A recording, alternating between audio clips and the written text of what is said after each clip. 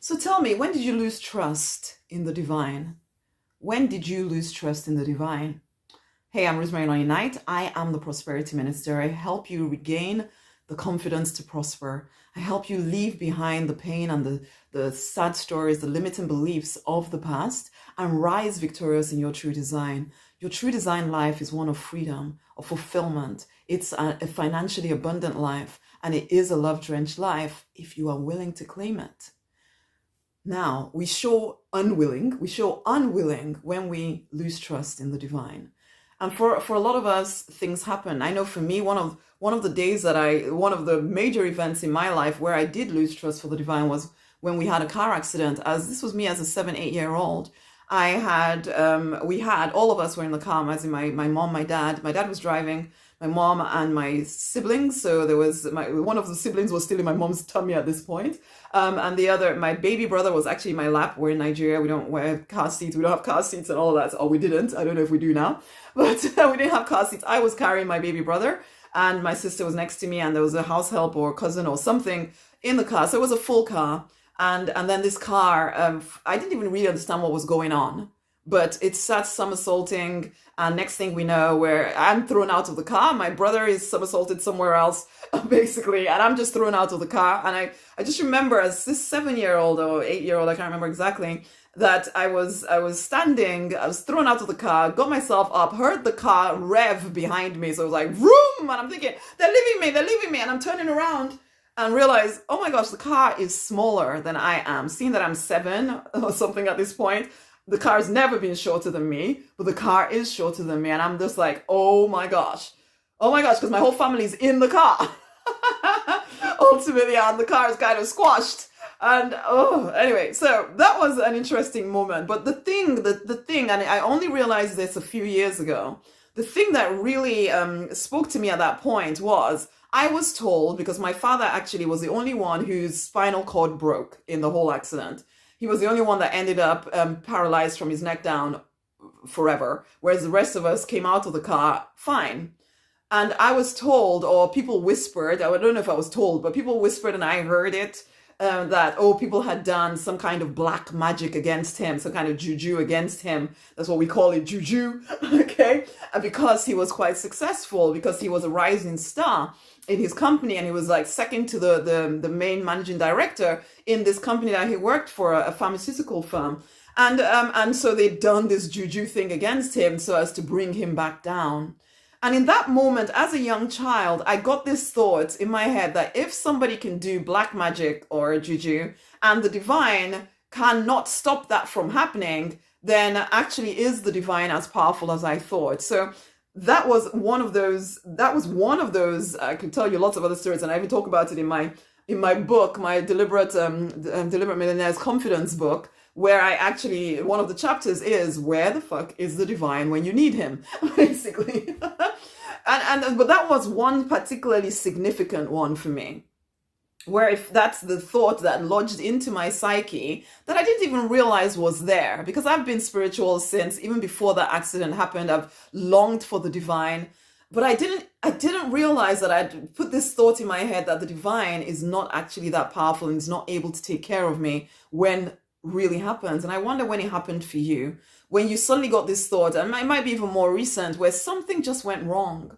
something that you really thought was going to go right, and it just went freaking wrong. And it felt like you had been led and guided in this direction, and somehow now you're just abandoned and you feel really distant from the divine, even though you are someone who really longs for closeness. And I was speaking to a client about this even recently, because this happens to a lot of people, where you so close to the divine, and then things happen and it almost feels like, yeah, but where are you when these things are happening to me?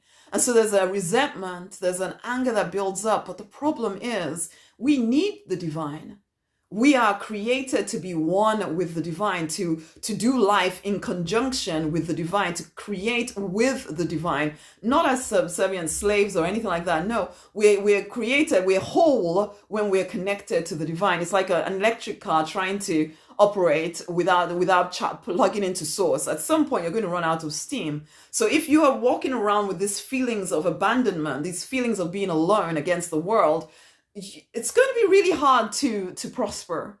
It's going to be very hard to prosper. You might maybe find some areas of your life that work because you're just kind of automatically just doing certain things. But for the most part, there's going to be this feeling of, I can't quite get past this certain level. It needs to be healed. It needs to be healed. I can't, each individual story, I can generally tend to, when I'm speaking to clients, when I'm speaking to people, I can tend to tell where is the issue, because I know the divine is very steady, very constant. It doesn't always feel that way though. And I get that. But that's because we need healing to then start to see and understand what is actually happening in the unseen realm. You need to heal that for your sake. And what I found to do was, yes, to dive deeper into the divine, but then also to follow my leadings on who to work with, who to speak to not anybody, okay? I'm following the divine, the divine guidance, even though I don't trust it, because ultimately that is where else am I going to go? Where am I going to go? Where are you going to go? If you don't trust the divine, the creator of all, you're kind of doomed. Because how can you trust anybody else? So for me, I know, because there were times when I've had to say to the divine that I have no idea why this is happening, but I know that I need you. I know that I can't actually navigate life without access to your guidance. So tell me what I'm supposed to do next. And then little by little, we work it out. Little by little, we work it out. Thankfully, I have such a relationship with the divine now that I know that even if I'm angry with him, it's okay. We can work stuff out. Listen, you need to come and do life with me. Why? Because I can help you understand why things have happened in the way that they've happened. You can come into the Deliberate Millionaires incubator. You can ask your questions. You can express exactly the way that you feel. One of the things sometimes about being surrounded, even if you're a spiritual person, you're surrounded by other spiritual people, you're not actually supposed to admit when things are not quite going the way that you would like them to. You're not supposed to admit that you sometimes have no faith. But you can come into the incubators group and we can start to handle it. I can support you in handling it and support you in drawing closer to the divine. No, I don't take the place of the divine, no. But I know that for some of you, you're actually being led to work with me in some way. And for you, so it's you that I'm speaking to. Follow the prompting, follow the nudges, don't delay. You need to heal these pains, these limiting beliefs.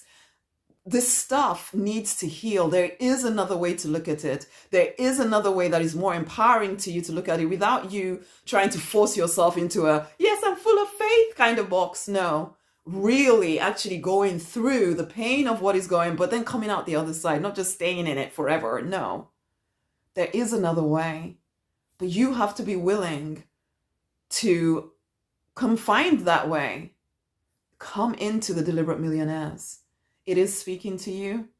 There's a part of you that knows you need something to change because you know you're meant for something more than just kind of going through life. Whoa.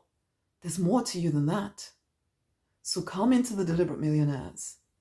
It is for driven spiritual people who know they're meant for more, this is where you come to regain the confidence to prosper. This is where you come to ditch the self-doubt. You come to be part of a community of people. We're all going in the direction of peace and plenty. We all choose to expand and become more. Come and join us. Let's heal together. Let's expand together. Let's grow into greater prosperity together. You're not alone. Definitely not. You're just currently surrounded by people who maybe don't get you, and that's okay. Come and heal this relationship with the divine so that you can get the guidance and the free feeling inside of you to move forward powerfully. You deserve to prosper. You deserve to thrive. Will you allow yourself to? Share this video with somebody else. There will be a link around this video somewhere. Click on it, come and join in. Read through the page first. Be sure that it feels right to you, but then don't give in to doubt. Come and join in. Come and join the Deliberate Millionaires. It will change your life. Okay? Okay. So until the next time, Much amazing love. As I said, share this with somebody else. There will be a link around the video. Come join in. Much amazing love. Bye. Go forth and prosper.